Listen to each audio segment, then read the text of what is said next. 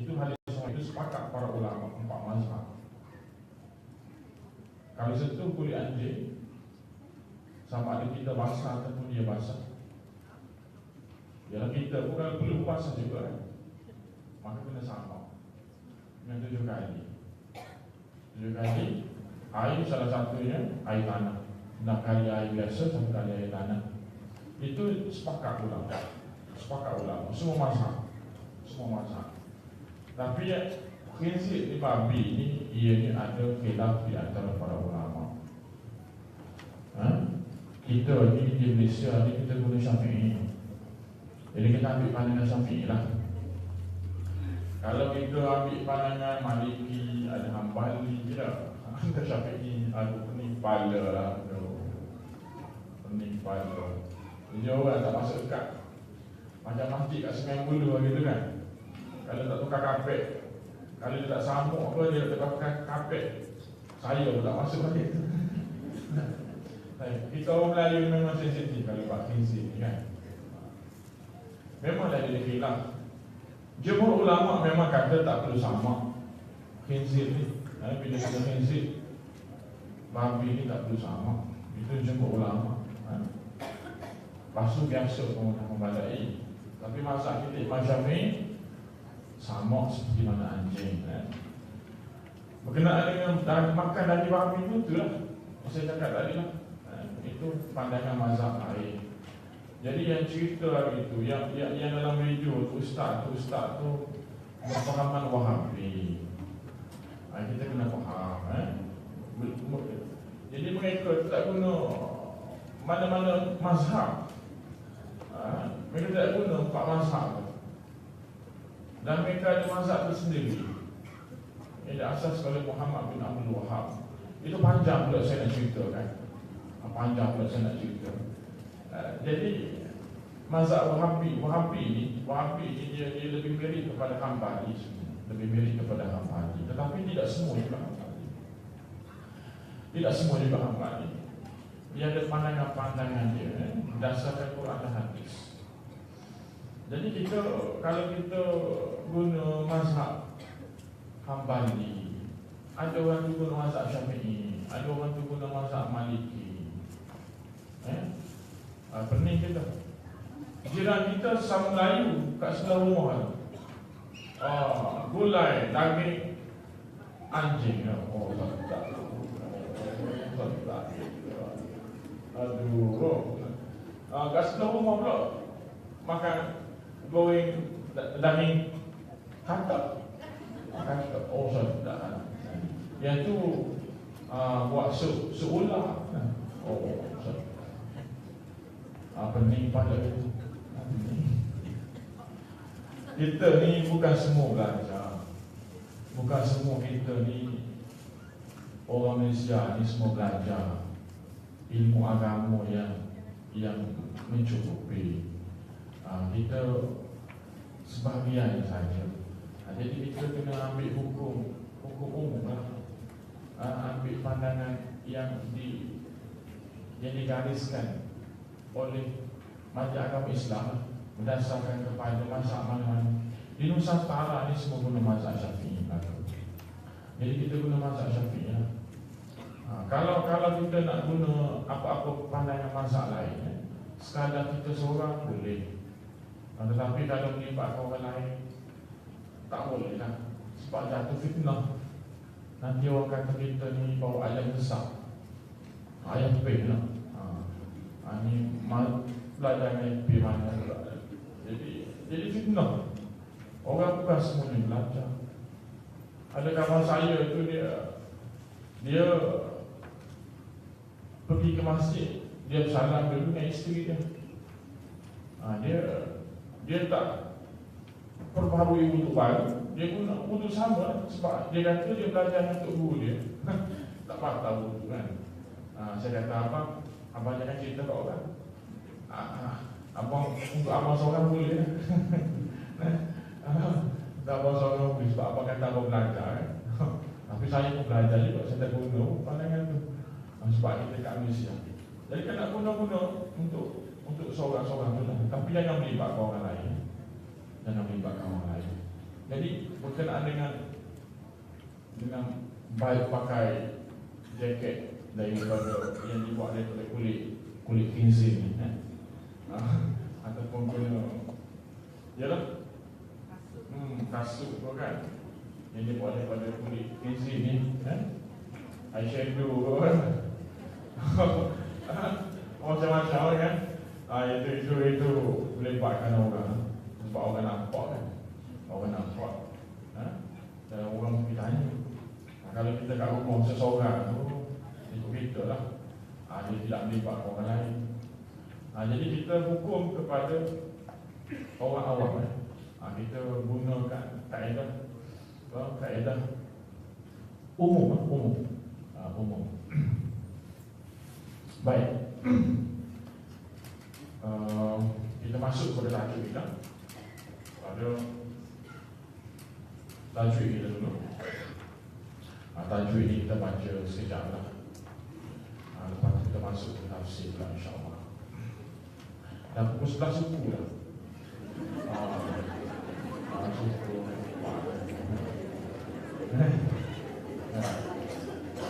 Saya cukup. Ada boleh sekejap lagi datang soal. Baik. Alhamdulillah. Kita sambung boleh Boleh sambung boleh.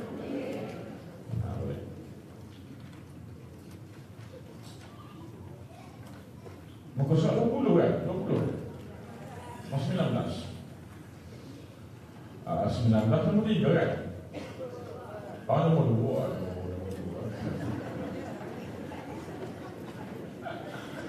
Baik. Alhamdulillah. Keterangan sifat-sifat yang berlawanan. Yang itu yang minggu lepas kita telah dengarkan. Di antara sifat huruf itu ialah al-jah. Al-jah lawannya al-hams. Al-jah itu maknanya nyaring. Nyaring.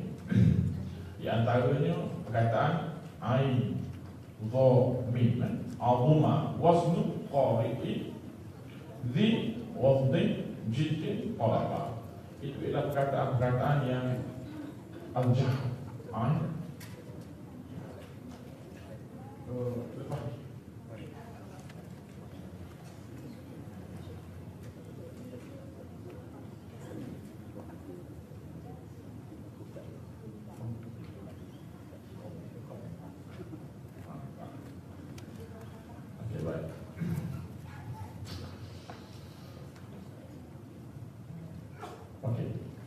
hams iaitu sembunyi.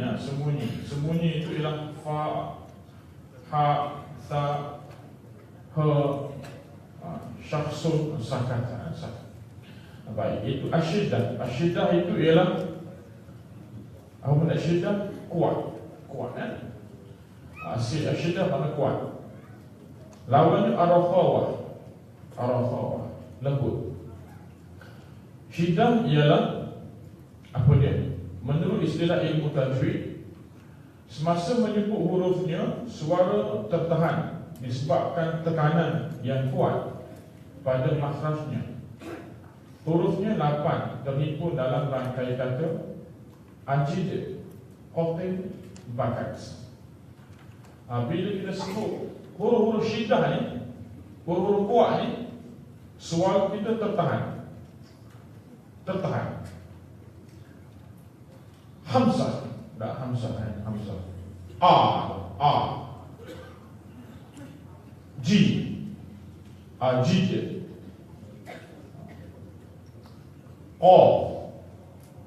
to, sekat gitu. Dia tak ada bunyi sekat belakang, tak ada. Qaf, tin, bunyi kuat gitu. Ba, ka, ta. Baik. Itu ialah huruf-huruf syiddah. Kebanyakan hurufnya terdiri daripada huruf yang bersifat jahar.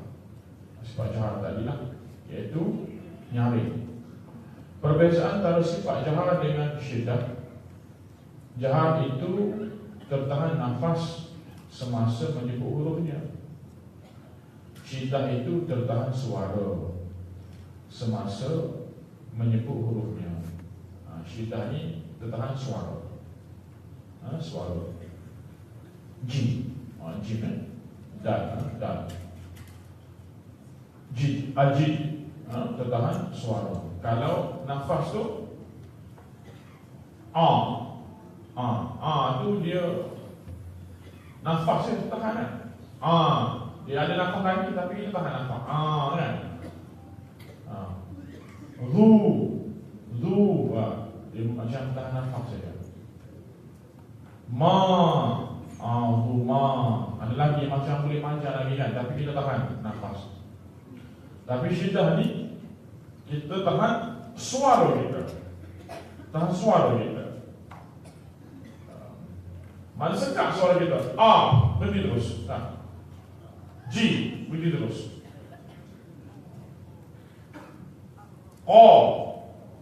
Berhenti terus kan? Itu di antara rasa ya. Rakhawah makna lembut. Menurut istilah ilmu tajweed, semasa menyebut hurufnya, suara terlepas disebabkan tekanan yang lemah pada makhrajnya. Hurufnya 16. Khud, Ghatha, Hadri, Fadda, Syausi, Zayya, Sahi. Ini huruf yang lembut-lembut lah. Lebih katakan rakhawah lembut. Selain daripada huruf bersifat syiddah, 8 huruf dan lawannya rakhawah, iaitu lembut tadi, ada 16. Yang baki 5 huruf bersifat tawassut. Tawassut di mana pertengahan. Tawassut mana pertengahan. Tawassut. Baik. Tawassut dekat bawah tu kan. Itu dia. Itu khud, Ghatha, Hadri, Fadli. Itu maknanya bila kita sebut tu lembut lah bunyi kan. Khud. Cuba sebut khud. Khud. Baik, keinginan. Dia tak sampai dia punya feel dia tak bunyi, tak sedap. Khud. Ghatha. Lembut kan? Hadri. Lembut dia bunyi kan. Fadda, Syausi, Zayya, Sahi. Kalau kita bunyi kasar, bunyi kuat, khud, wafa, hadda, fadda, bunyi macam nazi kan? Macam headquarters. Baik bunyi ni, dia tak sampai dia punya. Yalah, dia tak ada dan dia tak bunyi sifat huruf dia. Itu dia. At-tawassut tu maknanya sederhana, pertengahan. Menurut istilah ilmu tajweed, sebutan hurufnya di antara sifat syiddah dan rakhawah. Itu tengok-tengok. Di antara bunyi yang kuat dan juga bunyi lembut. Tengok-tengok. Sebutan hurufnya di antara sifat syiddah dan rakhawah, iaitu semasa menyebut hurufnya suara sederhana disebabkan tidak keseluruhan suaranya tertahan seperti syiddah. Jadi bila kita sebut ni huruf tawassut ni, dia kena sederhana sahaja. Dia tak boleh lembut dan dia tak boleh kuat. Huruf yang 5 sahaja. Cuba sebut. Lin. Kalau kita sebut lembut tak boleh. Tak boleh. Lin jadi dalil pula. Kalau sebut kuat, lin tak boleh kan. Sebut sederhana saja. Lin. Umar. Kalau kuat, Umar. Kalau lembut, Umar. Tak pun. Tak cukup sifat Allah tak. Umar. Sebut sederhana saja. Lin. Ada dalam ramai nama Kak Lin ada? Kak Lin. Lin. Umar. Ini sebutan yang dikatakan sederhana.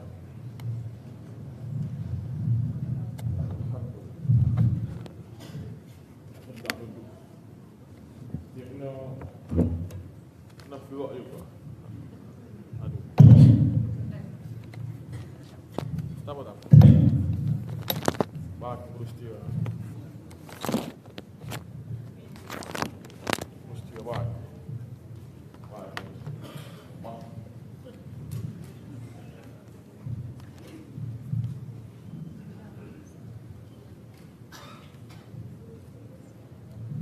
Saya tadi ada Ehsan tadi sebetulnya. Jadi saya masuk ke sedikit kebingungan.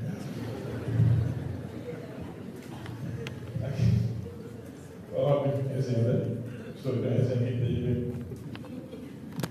Baik.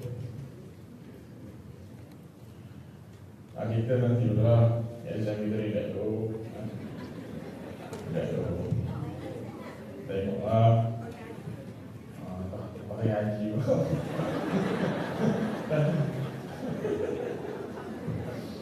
Aduh. Baik. Okey. Yang ketiga, al-isti'la. Al-isti'la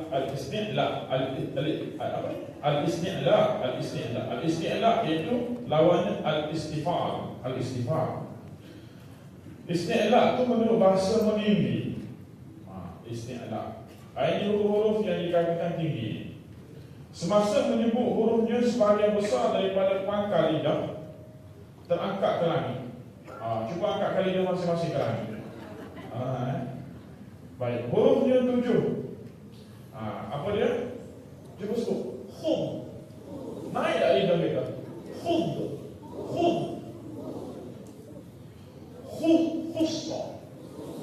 Khusla.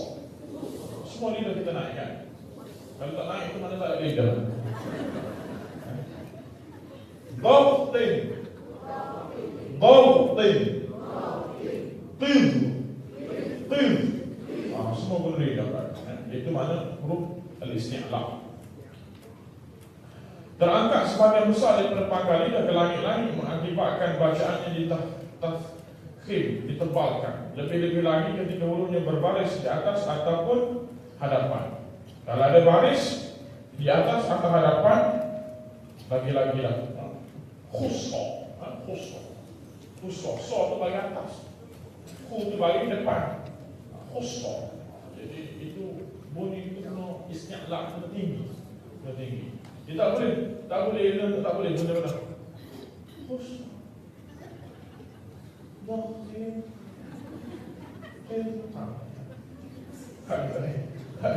Tak boleh. Nah ini tak boleh. Khusus tak boleh. Istighfar menurut bahasa rendah.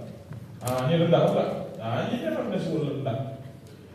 Menurut istilah ilmu tajweed, semasa menyebut hurufnya sebagian besar daripada pangkal lidah tidak terangkat ke langit. Tak payah angkat ke langit tu, lidah. Dengan hanya merendah ke bawah saja. Hurufnya 22. Apa ni? 22 ni. Tengok kan? Kita baca. Kita cuba sebut semua. Anshir. Haditha. Ilmika. Sawfa. Tujahiz.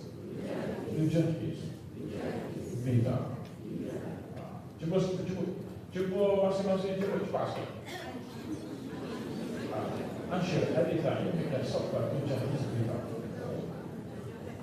Hebat.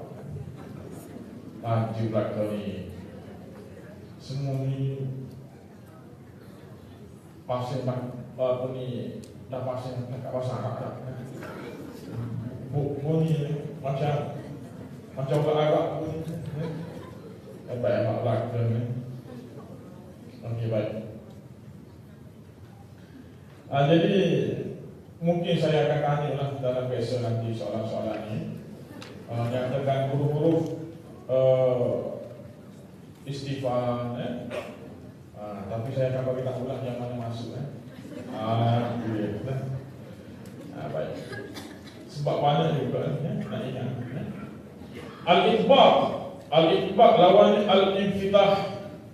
Itbaq menurut bahasa menutup. Semasa menyebut hurufnya melengkung keliling lidah ke langit. Lidah itu belit. Belit. Assalamualaikum. Naik pelan. Hurufnya 4. Som. Towo. Dah bunyi. Macam pakcik. Semuanya dari jumlah huruf yang bersifat isti'la, dan sifat baca ini lebih kuat daripada isti'la. Itbaq ni memang suara jantan. Jadi kita perempuan ni kena jadi seperti orang jantan. Bila suruh ni mana kena kuat. Cuba suruh Sob. Tomo.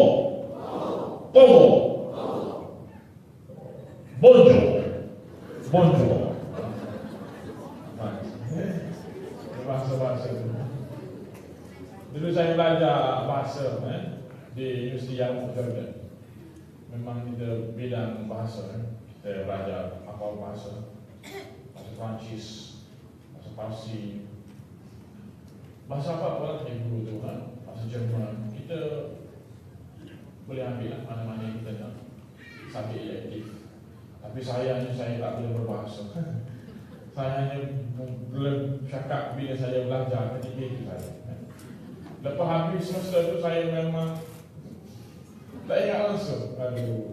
Sebab tak guna. Bahasa ni memang kena guna. Kalau tak guna, dia lupa. Betul tak? Kita niat nak cakap Arab. Kita belajar bahasa Arab sebab kita nak pergi Mekah kan. Di Mekah tu boleh cakap Arab. Balik dari Mekah tak boleh cakap Arab. Tak boleh cakap Arab. Ya memang kena sentiasa gunakan. Ustaz buka mic yang kecil tu. Buka aja tu. Okey, letak kat mic tu je. Ke atas sekali. Tak kuat Ustaz. Tak kuat. Set dia.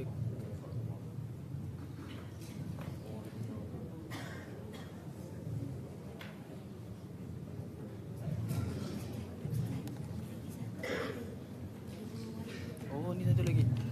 Satu sekali. Sekali.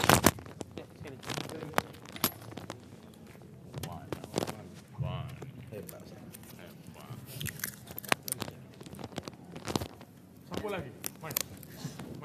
Siapa lagi nonton ni?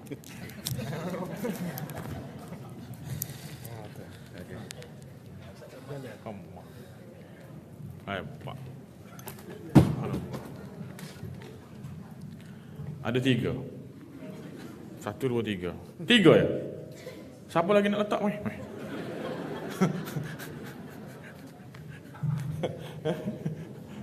Muaknya. Baik. Itbaq ni sad qadha. Ini memang kena kuat lah. Okey.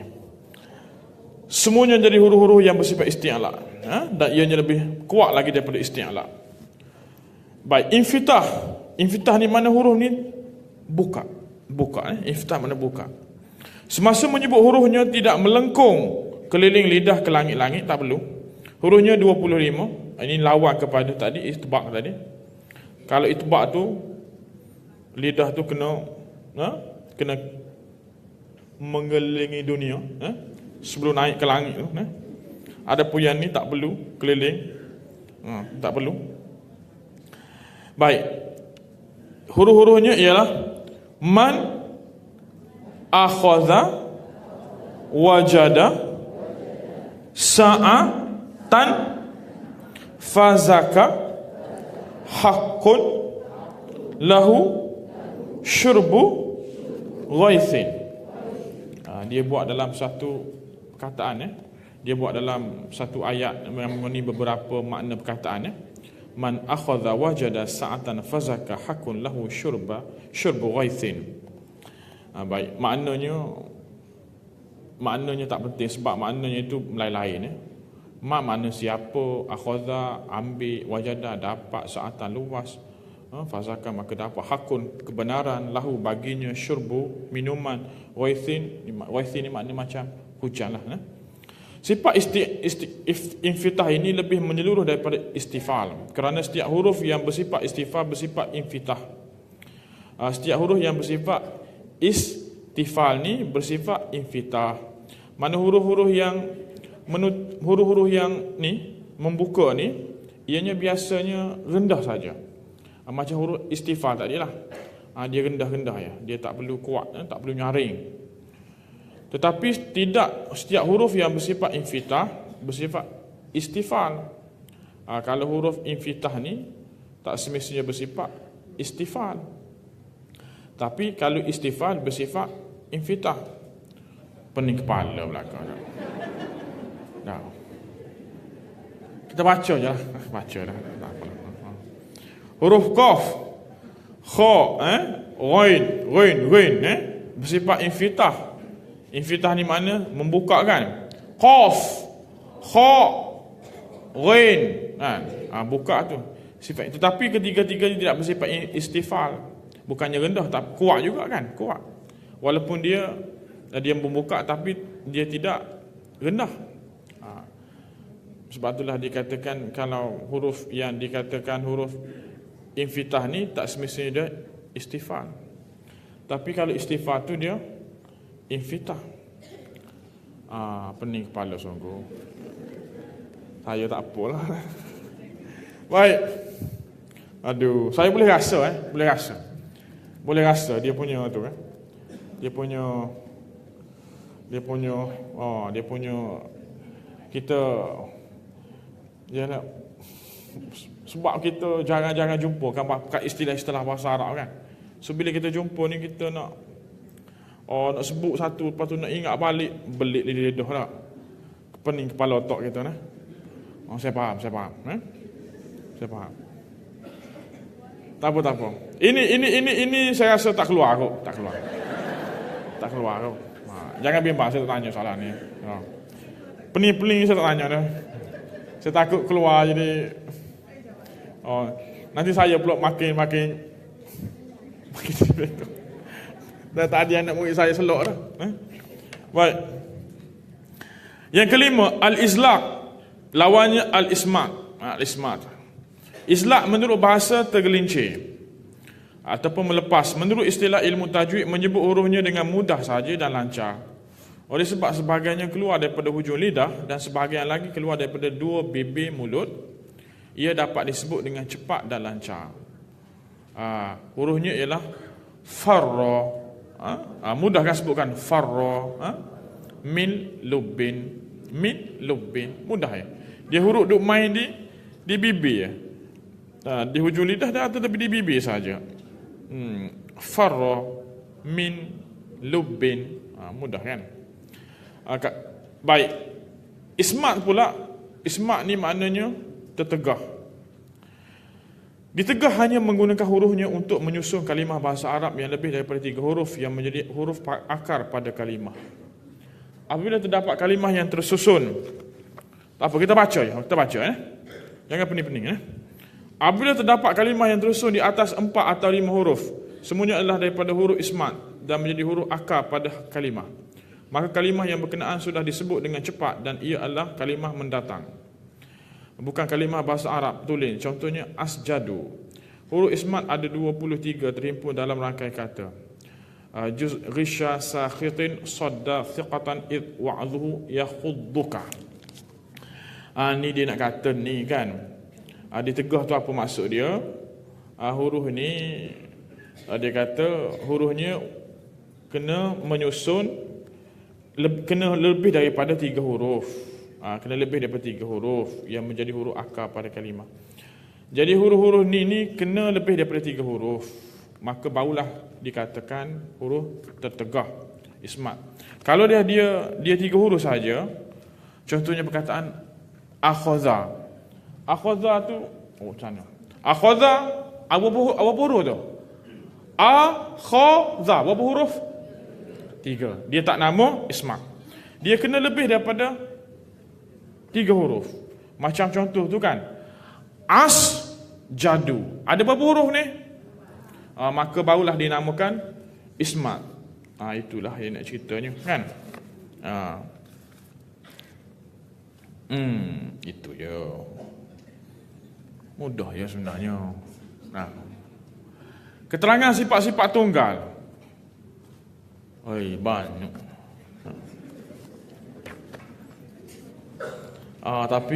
Tapi ini penting ya. Yang ini penting ni. Yang ini penting ni. Ini penting. Ada qalqalah ni, ada qalqalah. Baik. Keterangan sifat-sifat tunggal. Baik, sifat-sifat tunggal ni. Sifat-sifat tunggal ni maknanya setiap huruf tu. Sifat-sifat tunggal yang tidak berlawan ada 7 sifat. Yang pertama as-safir, berdesir. Tadi kita telah dengar tentang sifat-sifat berlawanan. Betul tak? Sifat-sifat berlawanan. Dia sifat berlawanan ni maknanya nyaring, lawannya sembunyi. Kan? Kuat, lawan dia lembut. Sederhana tak ada lah. Meninggi, lawannya rendah. Dia ada berlawanan. Menutup, lawannya membuka. Kan? Itu dia. Tergelincir, lawannya tertegah. Itu maknanya sifat-sifat yang berlawanan. Ini sifat-sifat tunggal pula. Dia tidak ada berlawan. Dia hanya ada satu saja. Sifat-sifat yang tidak ada berlawanan, sifat tunggal. As-safir. Safir ni dalam bahasa Melayu maknanya bersiul. Safir. Bersiul, berdesir. Safir.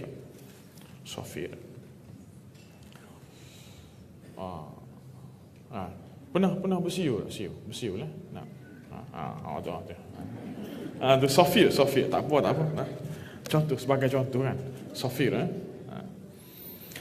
Apa menurut istilah ilmu tajwid, menyebut hurufnya dengan bunyi berdesir dan kuat. Berdesir dan kuat. Berdesir dan kuat. Dia dua-dua. Dari antara dua bibir mulut. Bunyi desiran ini seakan-akan bunyi suara unggas. Suara unggas. Seorang tu buat suara unggas. Hurufnya 3. Sod. Cuba sebut. Sod. Zai. Sin. Kuat tak kuat bila sebut? Kena kuat. Dan dia ada bunyi desiran ombak tu kan, di pantai yang indah. Dia bunyi desiran sikit. Sod. Zai. Sin. Dia bunyi desiran tu. Dan dia kena kuat. Bunyi desiran huruf sod yang paling kuat diikuti zai dan sin. Baik. Cuba sebut. As.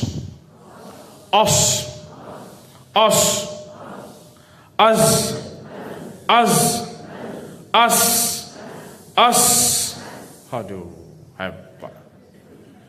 Sikit lagi pasih bahasa Arab. Sikit lagi saya masuk, saya tak nak cakap bahasa Melayu lah. Saya nak cakap bahasa Arab straight, boleh? Hebat, boleh. Boleh. Ada orang kata boleh. Saya nak try sekali. Boleh. Kita talk pun guna bahasa Arab, boleh? Kemah. Baik. Perbezaan sifat safir dengan hams. Safir ni, bersiul ni dengan hams. Apa mana hams tadi? Hams mana tadi? Nyaring kan? Nyaring. Safir bersiul tu, berdesir tu adalah desiran nafas yang lebih kuat berbanding dengan hams, nyaring, yang sekadar membunyikan hurufnya dengan hembusan nafas yang lebih ringan. Dia sebenarnya dia nak suruh kita sebut tu dengan sebutan yang betul saja kan? Di samping tu dia boleh pasihkan kita dalam kalimah-kalimah Arab lah dalam kalimah menggunakan huruf-huruf hijaiyah ini. Baik. Qalqalah. Qalqalah juga tebal. Qalqalah maknanya bergerak-gerak ataupun gementar. Qalqalah, hati kita qalbi, inna qalbi qalqa. Semuanya qalbi mana? Hati dalam keadaan berdebar-debar, bergetar-getar. Qalqalah ni mana? Gementar ataupun bergerak-gerak. Itu dia.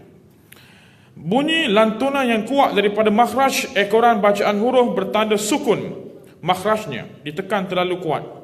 Jadi bila kita berjumpa dengan huruf-huruf ini, kita kena sebut dengan kuat. Suara yang kuat, bunyi yang kuat. Makhraj dia itu kuat. Okey. Ekoran bacaan huruf bertanda sukun makhrajnya. Jadi dia macam mati kat ujung dia. Macam mati kat ujungnya. Ditekan terlalu kuat dan dilepaskan dalam waktu yang singkat. Mana kita beri emergency lah contohnya. Beri emergency lah. Lari laju highway 200 lebih. Lepas tu ada kereta break mengejut kat depan. Kita pun break soft. Break soft bunyi.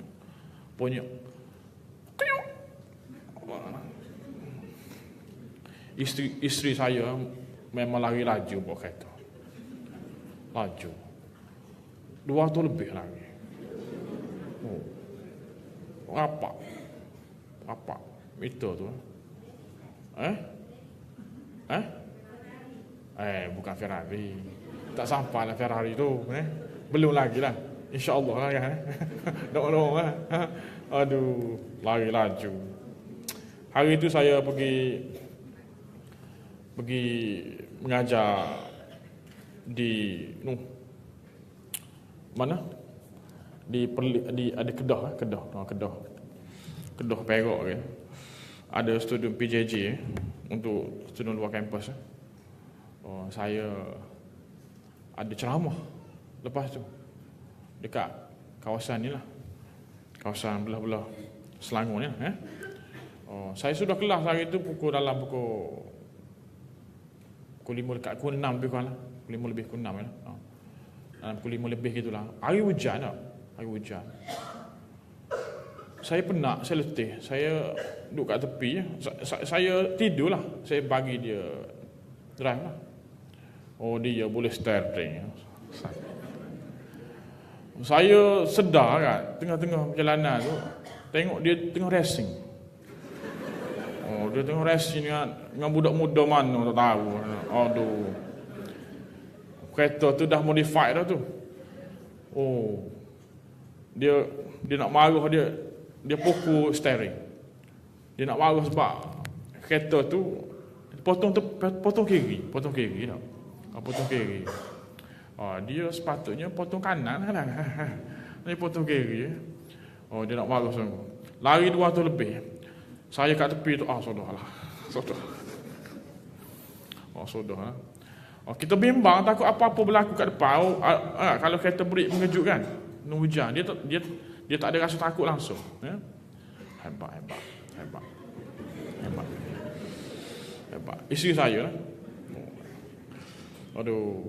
Dia punya gambar profil dia, WhatsApp dia, enjin kereta. Enjin kereta. Enjin kereta dia modify. Memang dia minat. Memang ganah.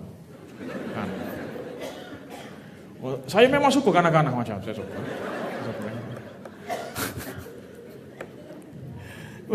Saya relax. Apa-apa dia semua buat. Mantap. Saya pakai driver sana. Aduh. Baik. Sesaja cerita. Tapi cerita betul tu Betul. Baik, selingan je lah. Baik. Qalqalah tu macam beri emergency lah. Itu dia. Huruf qalqalah ni ada 5. Qutbu jad. Dia ada satu lagi istilah dia nama Qutbun jaddin. Qutbun jaddin. Dalam buku ni tulis Qutbu jadd. Qutbu jadd. Qaf. ta, ba, jim, dal. Hurufnya mesti bertanda sukun atau dibaca sukun. Sukun ni mati, mendatang kerana berhenti bacaan di atasnya. Bila kita baca Quran, kita ada jumpa huruf-huruf ni, yang bagi mati ni, maka kita kena tebal. Sifat qalqalah tidak dinyatakan jika hurufnya berbaris atau berlaku idgham pada huruf qalqalah. Ia terbaik. Jadi sifat qalqalah ni, kalau dia mati barulah nama qalqalah. Kalau dia mati nama qalqalah. Kalau dia ada baris tak nama qalqalah. Bila dia dibaca pada hujung ayat lah biasanya kan, hujung perkataan, barulah kita bunyi qalqalah tu. Kalau dah dia ada baris, dia tak dinamakan qalqalah. Ataupun kalau dah dia idgham saja, tak dinamakan qalqalah. Ianya terbahagi kepada dua, qalqalah sughra, qalqalah kubra. Sughra ni kecil ataupun kurang kuat. Huruf qalqalah bertanda sukun, dia tanda mati di tengah kalimah atau di hujung kalimah. Kalimah ni perkataan kan. Huruf qalqalah bertanda sukun di tengah perkataan, kalimah perkataan, atau di hujung kalimah, di hujung perkataan, ketika ia dibaca bersambung. Kerana bunyi pantulan qalqalah dibaca bersambung dengan huruf berikutnya, maka ia dibaca tidak terlalu kuat. Tidak terlalu kuat. Okey.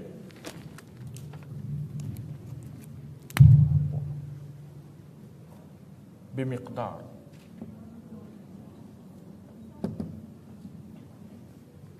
Apa bro?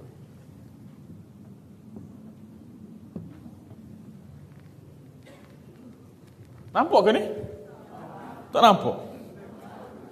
Tak nampak. Kalau nampak maknanya panjang umur. Kalau tak nampak panjang juga umur, tapi ni mesti nampak lah.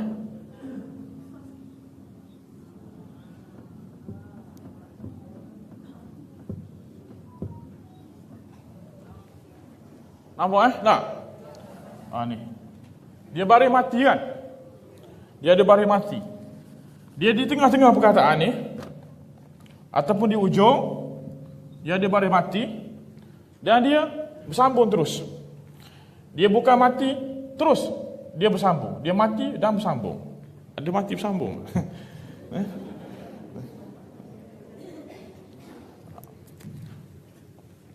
Miqdar, kita tak boleh baca kuat sangat, tak boleh baca miqdar, tak boleh. Miqdar. Tinggi sikit. Miqdar. Ini qalqalah sughra. Qalqalah sughra ni biasanya dia berada di tengah-tengah perkataan, di tengah-tengah perkataan. Baik. Dan dia bersambunglah miqdar. Kita tak boleh baca miqdar, tak boleh. Salah dari segi sifat huruf dia, tak boleh. Mutmainnah. Tinggi sikit lah. Bukan sederhana, tapi tinggi sikit saja. Mutmainnah. Cuba sebut. Mutmainnah. Miqdar. Mutmainnah.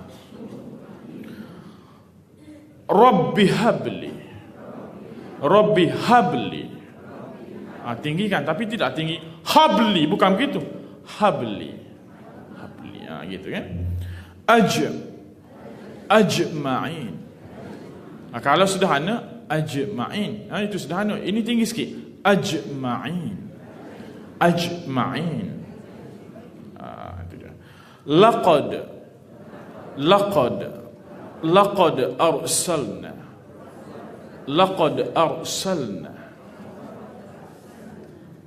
Hebat. Kemah cakap Arab.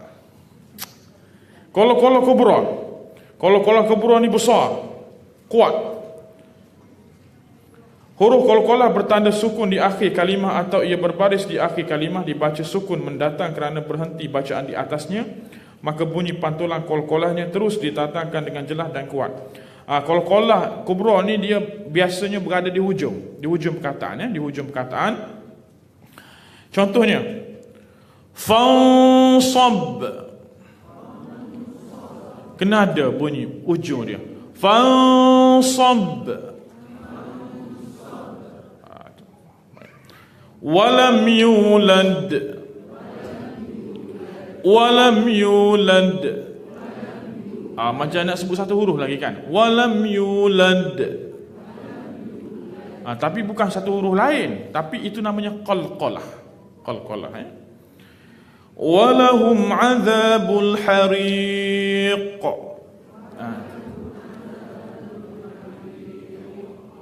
Kena bunyi dia. Bunyi. Wallahu bima ya'maluna muhit.